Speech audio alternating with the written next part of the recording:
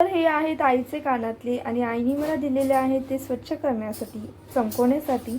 तर मी ते कसे चमकवते ते तुम्ही बघा. इथे मी ठेवलेलं आहे मंद आचेवरचं पातेलं छोटंसं. त्यामध्ये थोडंसं पाणी ॲड करणार आहे. डिटर्जंट पावडर असते ती ह्यामध्ये ॲड करणार आहे आणि चिमूटभर हळद.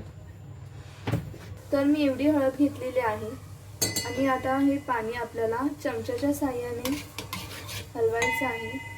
त्यामध्ये आपले जे कानातले आहेत ते मी टाकणार आहे.